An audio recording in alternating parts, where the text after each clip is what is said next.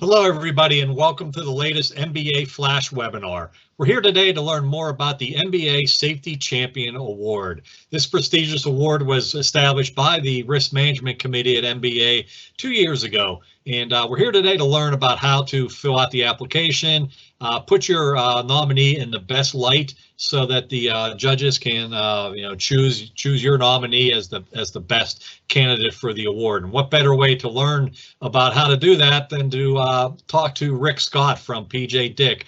Rick is the one who completed the application for our last two winners, and he's going to share all of his intimate secrets on how to do that with us. So Rick, I'm going to turn things over to you, and you can guide us through the process. All right, well, thank you, Bob, and thank you to the Master Builders Association for extending an invitation to PJ Dick. I must say I'm truly delighted to be participating as part of this webinar today to discuss, this very special safety award for our industry. As part of our agenda today, obviously we're going to be speaking to the purpose of the MBA Safety Award, but we'll also touch on the nomination and selection process, eligibility and instructions, the nomination criteria.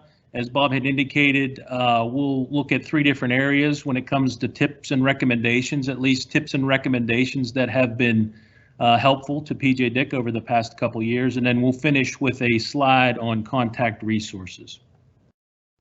So when we look at the purpose of the Safety Champion Award, it's twofold. First and foremost, right, this is an annual award that is presented to one individual. This is the best of the best. It's the individual that demonstrates outstanding leadership when it comes to guiding and promoting not only their company's safety program, but their overall safety culture. But secondly, we would hope that it would inspire others within the industry to do the same for their organizations.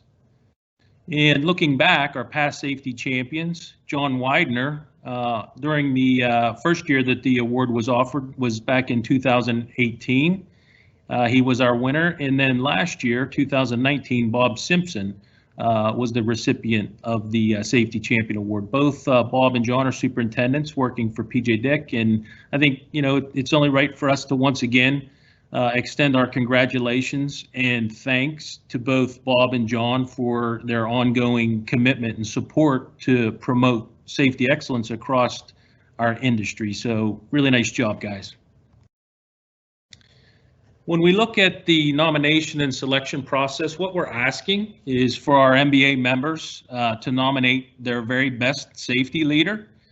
And the process is set up where anyone can nominate a candidate. It could be a company employee, a peer, or an associate. We just ask that completed nomination forms be submitted to Bob at info@mbawpa.org. Again, that's info@mbawpa.org. The award selection committee will review all the nominations and they'll determine our safety champion, and that winner will be announced at the Construction Industry Evening of Excellence on February 25th, which I believe was a Thursday. An important date to note is January 29th, which is the deadline for submitting your applications. So again, please make sure that you get those into Bob by, again, January 29th. It's a Friday. Okay, looking at eligibility and instructions. Obviously, the nominee needs to be employed by an MBA general or specialty contractor, and he or she needs to be responsible for overseeing a commercial or industrial project or projects in the most recently completed calendar year. With respect to the instructions for completing the nomination form, very simple. Just need to make sure that you're completing each section. There's 7 sections. These sections are completed in paragraph form, and your paragraphs need to be limited to 3,000 characters or less. Looking at the nomination criteria, there are 7 different criteria. The nominees will be judged based on the following: the injury and illness history, commitment, how the nominee is committed to building the safety culture, caring and respect, how the nominee demonstrates caring and respect for fellow coworkers, safety program, what the nominee does to involve all company employees in the company program. Self-improvement, education, training that the nominee has undertaken to better serve those on the job site. Uniqueness, and I'll put a little star by that, and I'll talk to that more when I get to the tips and recommendations slide.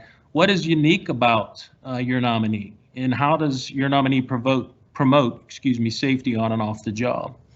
And lastly, the extra step, how the nominee has gone the extra step to eliminate construction accidents on his or her project.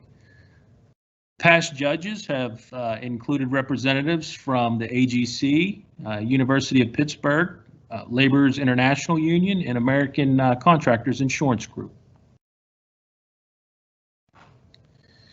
So this slide, again, is just summarizing some basic tips and recommendations that Bob had asked that we include.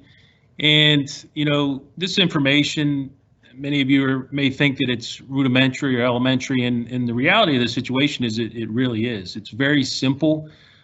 But again, it has proven to be helpful to PJ over the past couple years, and again, I hope that others find the same. The three areas that we'll look at is first and foremost support, secondly choosing the right candidate or nominee, and then lastly your messaging to the judges. So when we look at support, we're talking about support for each other, and support is truly a two-way street. We all know that our safety champions are those that are fully committed to and support your overall safety program and culture, but we can't forget about the flip side of the coin, where the safety program and culture also needs to provide the platform and the safety tools and safety resources that will enable your safety champion to maximize his or her leadership potential and skills. So again, support is absolutely a two-way street, and when the two meet in the middle, that is your recipe for success. So make sure you're taking time and you're looking at the foundation that you're building for support. Choosing the right nominee. Be smart when you're selecting your candidate or your nominee. Here you should be looking for an individual that best exemplifies your safety culture, the safety culture of your organization, that is. And again, here we're looking for an individual that always leads by example and always does the right things first.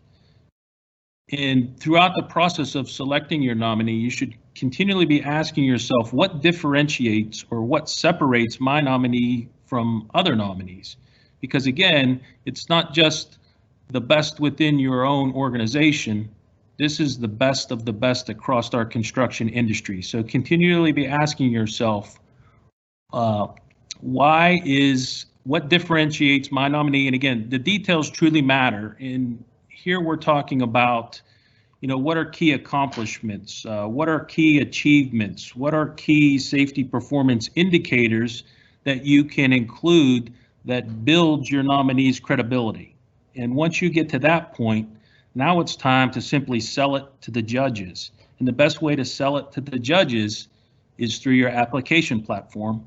And you need to do that and explain it in a simple and concise way so that the judges understand that. So again, very simple, but yet they have proven to be very helpful tips for PJ. And again, I hope everyone finds that the same. In summary, make sure you provide your support foundation, be smart with choosing your candidate, and keep your messaging to the judges simple and concise. And lastly, on contact resources, we know that we can always visit the MBA's website at www.mbawpa.org, or we can reach out to Bob directly, and his contact information is listed there accordingly. So with that, I'll go ahead and turn it back over to you, Bob.